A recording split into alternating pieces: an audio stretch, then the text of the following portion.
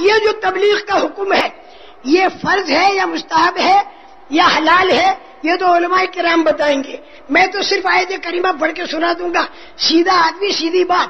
یا ایھا الرسول بلغ ما انزل الیک من ربک، اے میرے پیارے رسول جو کچھ آپ کے اوپر بھیجا اس کی آپ تبلیغ کیجئے، یہ حکم ہے. اچھا، فرض ہے، مستحب ہے، فرض عین ہے، فرض کفایہ ہے، حلال ہے، کیا ہے؟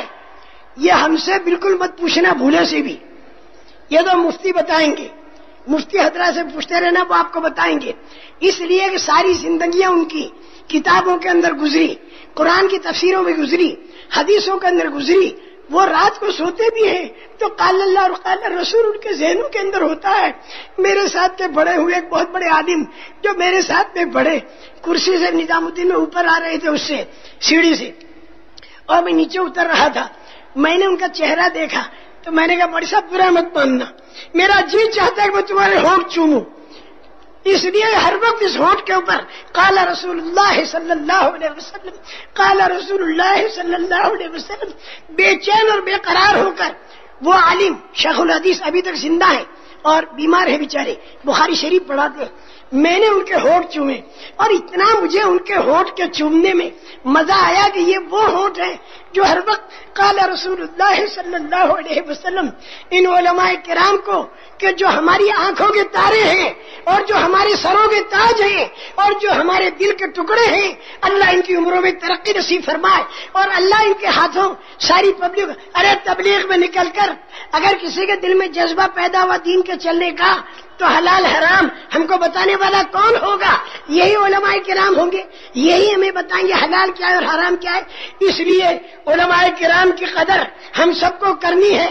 اور علماء کرام سے بھی میں بہت ہی ادب کے ساتھ یہ بات عرض کروں گا کہ ہمارا یہ جو تبلیغ کا کام ہے اس کے اندر غیر تربیت یافتہ مجمع زیادہ ہوتا ہے. تو اگر ان سے کوئی بھول چوک ہو جائے اور کوئی بے اصولی ہو جائے تو اس کو آپ لوگ تبلیغ کا اصول قرار نہ دیں. یوں نہ کہیں کہ تبلیغ والے یوں کرتے ہیں، تبلیغ میں وہ بات نہیں بتائی جاتی. اس نے اگر کوئی غلطی کی، جیسے ایک آدمی قرآن پڑھتا ہے نماز میں اور نماز میں جو قرآن غلط پڑھا تو ہم کیا کہیں گے کہ بھئی یہ تو نے ٹھیک نہیں پڑھا، ٹھیک یہ ہے. ہم یہ نہیں کہیں گے قرآن میں یوں ہے چونکہ یہ پڑھ رہا، یہ نہیں کہیں گے. قرآن تو جیسا ہے ویسا ہے، اس نے غلط پڑھا تو اس کو ٹھیک کر دیں گے. تو بھائی اگر تبلیغ کا کام کرنے والا کوئی غلطی کرے تنہائی میں بلا کر مذاکرہ کر لینے میں کوئی حرج نہیں، آپس میں بیٹھ کے مذاکرہ. لیکن مذاکرہ ایسا نہ ہو کہ ہنگامہ کھڑا ہو جائے، ہنگامہ اور دو فرقے بن جائیں. اس طریقے کے مذاکرے مفید نہیں ہوں گے. یہ میں علماء کرام سے دس بستہ کہوں گا کہ ہم اپنے قصوروں کا اعتراف کرتے ہیں. یعنی ہم اگر یہ کہتے ہیں نہیں ہم تو بالکل اصولی، ہم تو بالکل پکے، ہم تو بالکل جبریل، ہم تو جنت کے ٹھیکیدار، اگر یہ کوئی دعویٰ کرتا ہے تو غلط ہے. لیس بامانیکم ولا امانی اہل الکتاب من یعمل سوءا یجزا بہ. برا کام تبلیغ میں لگ کر بھی کرے گا تو اس کو بھی قیامت کے دن بدلہ اللہ پاک اس سے لیں گے. اس لیے علماء کرام سے بھی میری درخواست ہے دس بستہ ادب کے ساتھ، علماء کرام کے ساتھ تو ادب کے ساتھ ہی میں کہوں گا. اور عام مجمع جو ہے ادب تو اس سے بھی کرنا ہے، لیکن ذرا دبنگ طریقے پر کہہ سکتا ہوں. عام مجمع کے اندر دبنگ طریقے سے بھی کہہ سکتے ہیں، لیکن علماء کرام کے سامنے تو ادب سے ہی کہنا چاہیے.